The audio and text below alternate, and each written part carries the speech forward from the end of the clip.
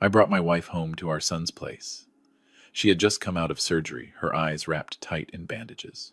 Chicago was bitterly cold that day. My son looked at us, then said something that froze the apartment completely. I don't want to feed another mouth for free. For a second, I thought I'd heard him wrong. My wife reached out, feeling for a chair in the dark, and I stood there, not moving, realizing the cruelest irony of my life. The man who built his entire career for his child now had to ask permission just to stay under his roof. Before I go on, if you're listening to this story, please subscribe to the channel and leave a comment telling me which country you're listening from. I read every single one, because some stories don't truly begin until someone is willing to listen. I set the small suitcase down on the cold stone floor of the penthouse. The dull thud echoed louder than I expected. Grace stood beside me. Her eyes were fully bandaged, her thin hand reaching out, searching for familiar space. The penthouse was large, but it didn't smell like home. Only floor cleaner, and the heavy perfume Chloe always wore. No one came to greet us. I led my wife farther inside, step by slow step. I remember that moment clearly, because my son's words at the door were still ringing in my head. No raised voice, no anger, just a calm sentence, like reminding an employee of a minor rule. I don't want to feed another mouth for free. I didn't react right away. Some sentences, if you answer them too quickly, you'll never forget how you answered. Grace tilted her head slightly toward me. She couldn't see, but she felt the shift in the air. I tightened my grip on her hand and guided her to a chair near the dining table. Sam, where are we? She asked softly. We're here, I said. Sit down. Chloe appeared from the kitchen. She was in home clothes, but still perfectly put together, as if important guests could arrive at any second. She glanced at the bandages on Grace's eyes, then at the suitcase. She didn't ask a single question. I spoke gently, almost out of old habit. Chloe, could you help me make Mom a warm bowl of porridge? The doctor said she can't eat dry food. She didn't answer right away. She opened a cabinet, took out a pack of instant noodles, and placed it on the table in front of Grace. Unopened, dry, hard.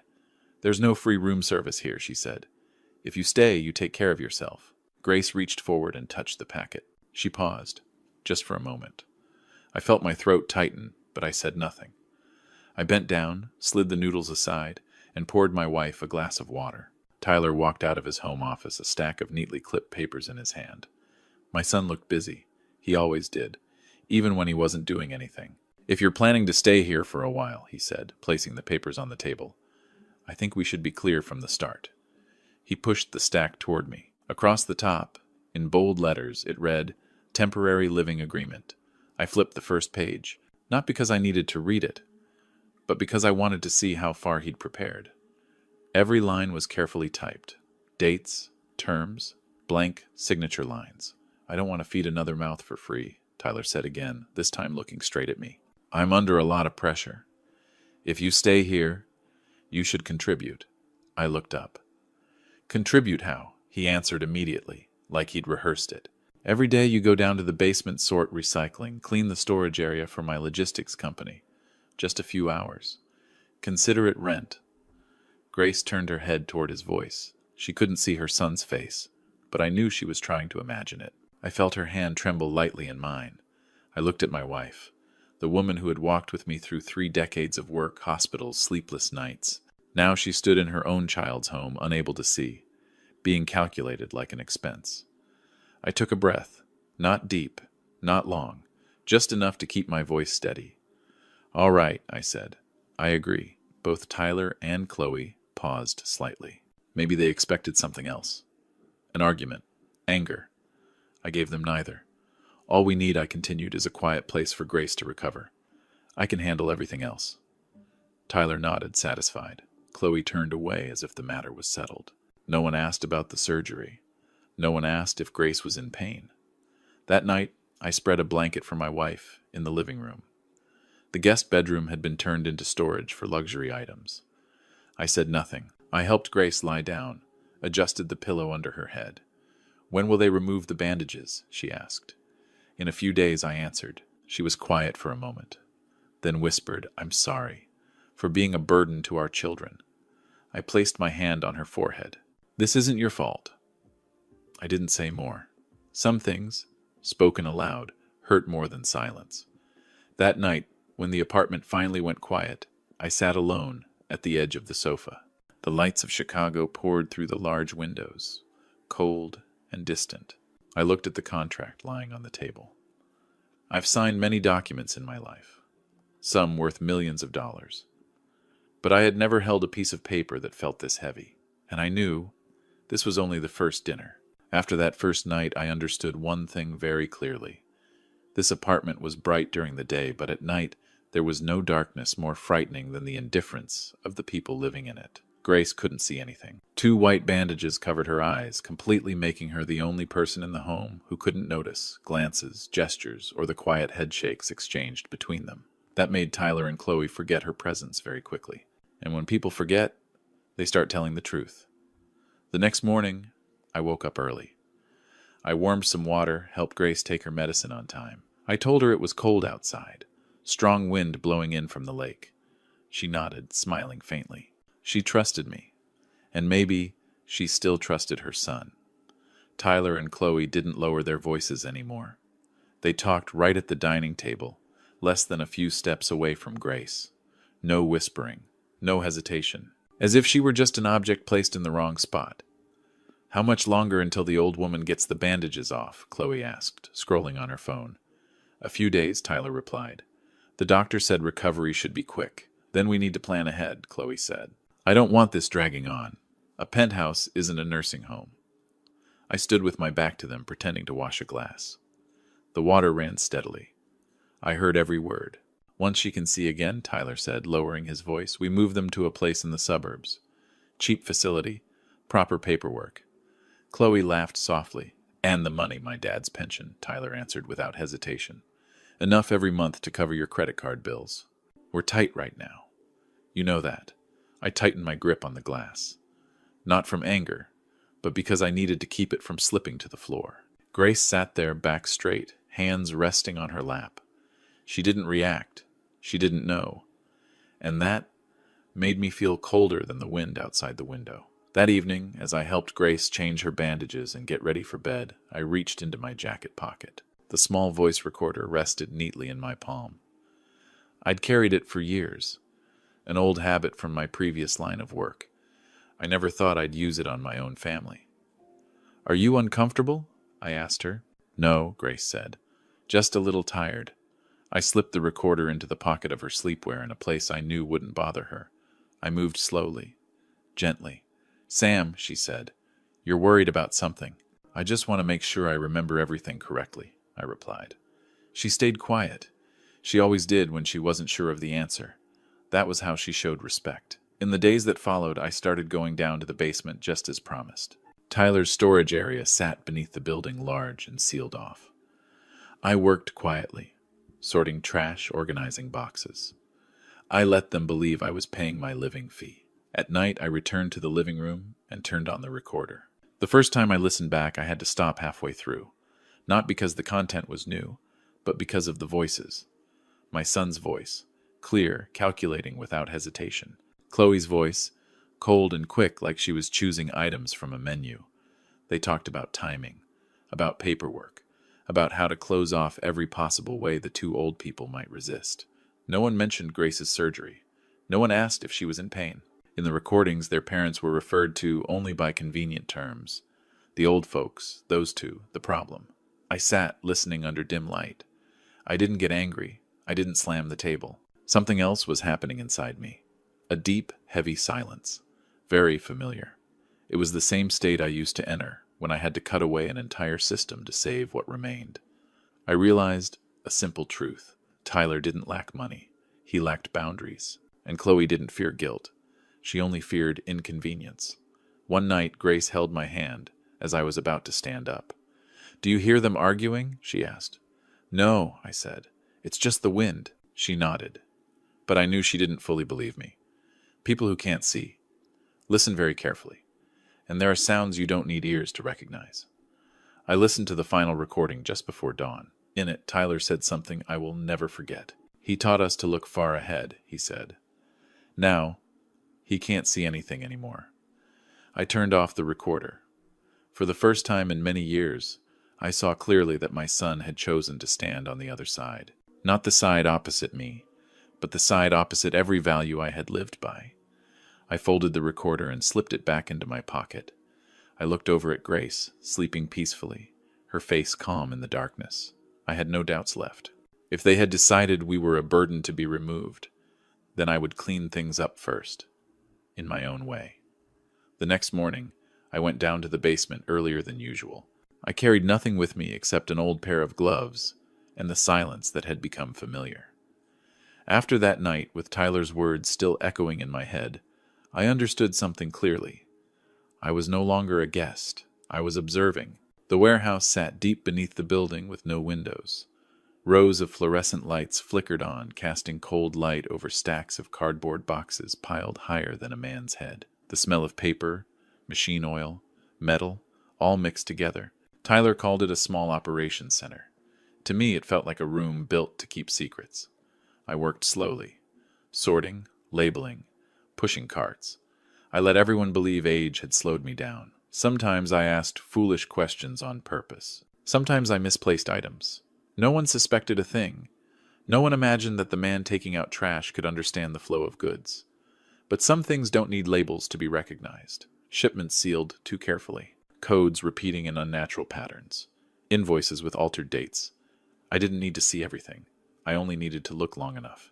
One afternoon, when Tyler wasn't around, I was assigned to clean a rarely used corner of the warehouse. There I found an old metal cabinet. The lock was loose. I opened it and saw a thick folder inside. No title. I flipped through a few pages, then closed it immediately. I had seen enough. That evening, I accidentally left the folder on a cart. When Tyler came down to inspect, he noticed it almost right away. He called me over in front of several employees. "What are you doing?" His voice was sharper than usual. "Do you even know how important these documents are?" I stood still, gloves still on my hands. I thought they were trash. A few people looked away. No one spoke. "You're not at your own company anymore," Tyler said, his tone turning cold. "Here you follow instructions. If you can't do that, you leave." I nodded. "I understand." He turned away, still irritated. I bent down, picked up the folder, and handed it back to the warehouse manager. My hands trembled slightly. Not from fear, but because I had just confirmed something. Tyler didn't just lack boundaries. He was taking risks. That night, I returned to the apartment late. Grace was already asleep. I sat down on the sofa and turned on the old laptop I'd brought from home. When no one was paying attention, I connected it to the warehouse management system. Tyler thought I didn't understand technology. He was wrong. The password was simple. Chloe's birthday. I didn't download everything. I copied only what mattered. The data moved slowly. I was patient. Some things, if done too fast, leave traces behind. The nights that followed were all the same. By day, I cleaned the warehouse. By night, I copied, organized, took notes. I replayed the recordings, cross-checked times, routes, entries. Little by little, everything aligned like a map. Grace began to sense my change. She asked fewer questions, but lingered longer even without seeing anything. "You're tired," she said one evening as I helped her take her medicine. "It's just physical work," I replied. She held my hand. "Don't let them make you smaller." I stayed silent. Sometimes silence is the only way not to lie. One afternoon, Chloe came down to the warehouse looking for Tyler. She saw me mopping the floor. "Be careful," she said. "Don't dirty those boxes." I looked up. "I'll watch it." She nodded and walked away. I watched her go, thinking about how she referred to those boxes as those, as if she didn't want to know what was inside. Indifference is always the best cover for things meant to stay hidden. I finished the final copy on a rainy night. Rain tapped steadily against the penthouse windows, low and even. Grace slept deeply. I sat alone, reviewing each file one last time.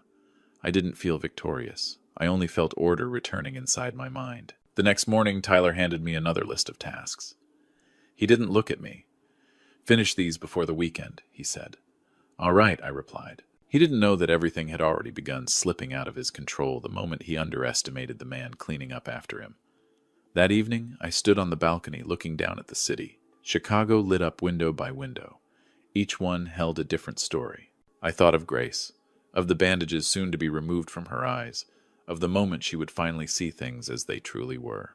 I didn't have much time, but I wasn't in a hurry. Because when the truth comes to light, it doesn't need anyone to shout. It only needs the right moment. The day Tyler chose to host the party came faster than I expected. He called it an intimate gathering, but the penthouse was staged like a showroom. The lights were turned up, new rugs rolled out, bottles of wine lined up in neat rows. I watched it all from the balcony where winter wind slipped through the doorframe carrying that familiar dry cold.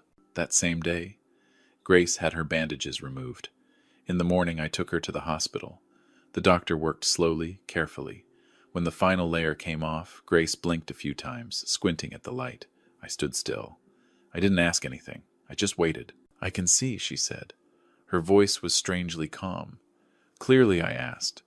"Clearly enough to know where I am," she replied. On the way back, she stayed quiet. I didn't explain. I didn't need to. Some truths, once the eyes are open, find their way on their own. By afternoon, the guests began to arrive. Tyler told me to put the cleaning clothes back on, not because they were short-handed, because he wanted to. He said it in front of Chloe like a small joke. "Help me out, Dad," he said. "Just for fun." I nodded. I tied the apron again, straightened it carefully. I didn't feel humiliated.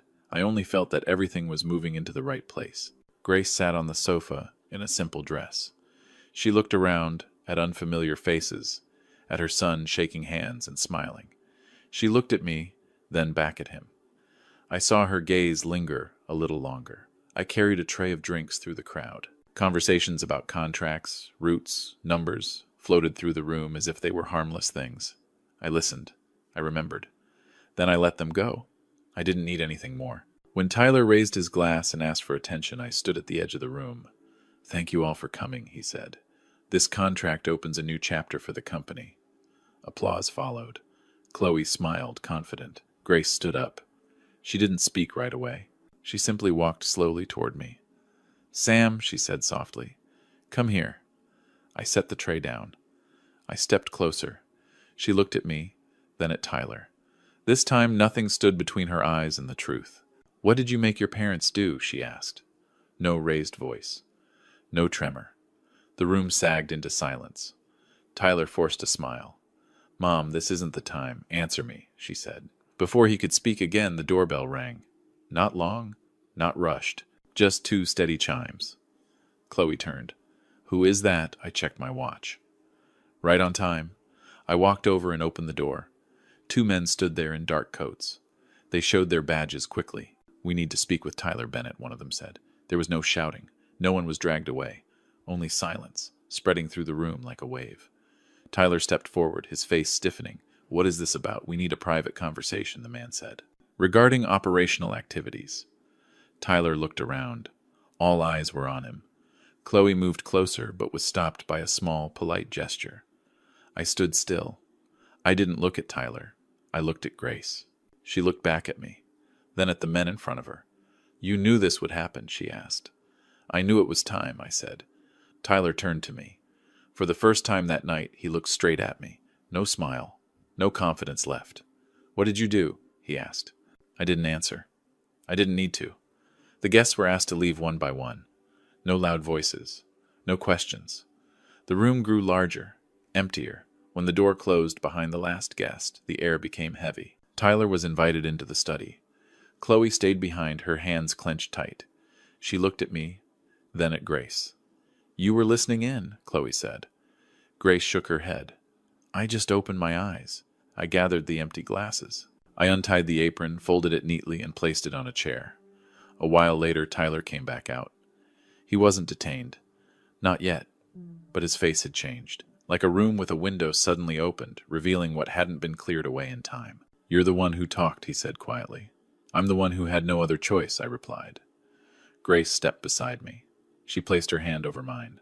"Steady.